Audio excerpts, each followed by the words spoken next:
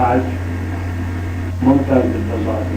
حبيبي واحدة الله يسعد حبيبي تدرسي عمر الضارق وكل الأحبة. إيه نصبوني العقائد وعمر وش يسوي الله غالب ما أدري وش يسوي له غير. ضيفنا الحبيب الرسول عليه الصلاة والسلام في كتبنا حنا قال خليفة ولم يقل إمام، قال خليفة. الخلفاء من بعدي وليس الأئمة من بعدي. ماشي يا ضيفنا بارك الله فيك. الرسول عليه الصلاة والسلام قال الخلفاء من بعد 12 سوف يكون الإسلام في عهدهم عزيزا.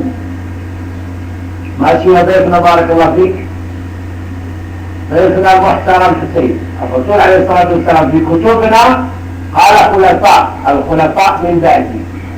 نعم عزيزا منيعا. نعم بين الله والإقامة سوف يكون الإسلام عزيزا منيعا في عهدهم 12 خليفة ولم ينطق باسم واحد. أي نعم يا أبو صالح أنا أشك أنه نعم. ضيفنا حسين وأيضا قال إمام أبو محمد. أعطينا الرواية يا أبو محمد.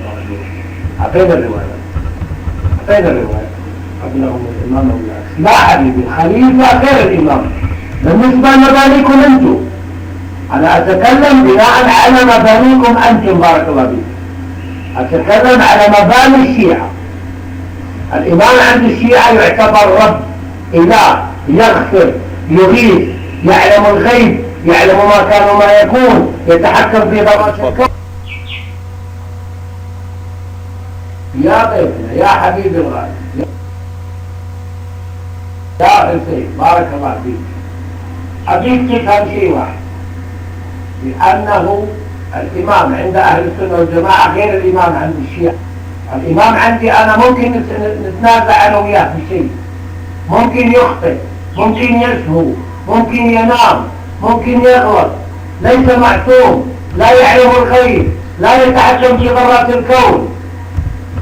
الإمام عندي أنا يحكم بما أنزل الله عز وجل في القرآن ويتبع سنة محمد عليه الصلاة والسلام فقط لا غير.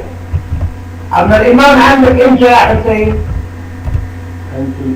لا ننازع الرسول عليه الصلاة والسلام. لا يا أبو محمد، إذا بتتكلم باحترام وبأدب وبأخلاق حياك الله. إذا جاي تشتيك الحوار فأرجوك تبعد على صفحة وتربط بس. خلينا نتناقش مع الضيف محترم الحسين، فلا تكذب ولا تتقول بشيء لأنك أهل الله. ماشي؟ أنا أقول لك مباني أهل السنة والجماعة بالنسبة للإمام ومباني الشيعة بالنسبة للإمام. الإمام عند الشيعة إله رب، لا يسهو، لا ينام، لا يخطئ. الرسول هو إمامنا نحن، الرسول هو إمامنا نحن. سمعت ولا لا؟ الرسول هو إمامنا نحن. محمد رسول الله والذين معه أشداء على الكفار رحماء بينهم. سمعت ولا لا يا ضيفنا أبو محمد بارك الله فيك؟ الرسول محمد عليه الصلاة والسلام هو إمامنا وليس لنا أئمة غيره نهائيا. أنتم أرجعتم الإمام إلى أنه رب. نعم الرسول عليه الصلاة والسلام سهى ونام ومرض وتزوج وذهب إلى الخلاء وأنجب الأطفال. نعم كل الأمور هذه عملها السلام.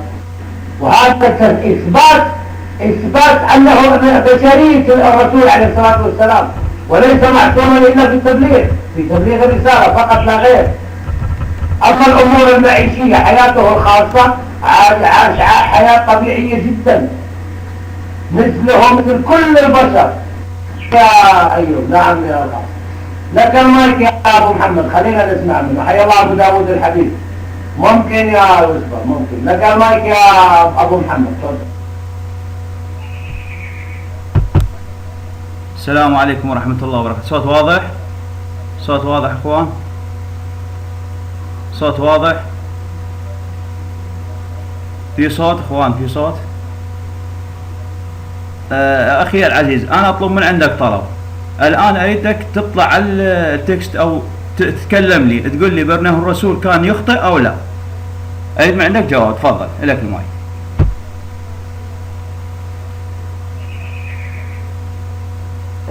يا ضيفنا أبو محمد، نعم، الرسول عليه الصلاة والسلام عاتبه الله عز وجل في محكم التنزيل. أنزلوا لنا الآية بارك الله فيكم يا شباب، يا أيها النبي لم تحرموا ما أحل الله لك. أنزلوا لنا الآية اللي فيها الحساب للرسول عليه الصلاة والسلام. بارك الله فيكم. أنزلوا لنا الآية عشان ضيفنا يعرف أن الرسول عليه الصلاة والسلام في الأول والأخير بشر، إنسان عادي جدا. نعم.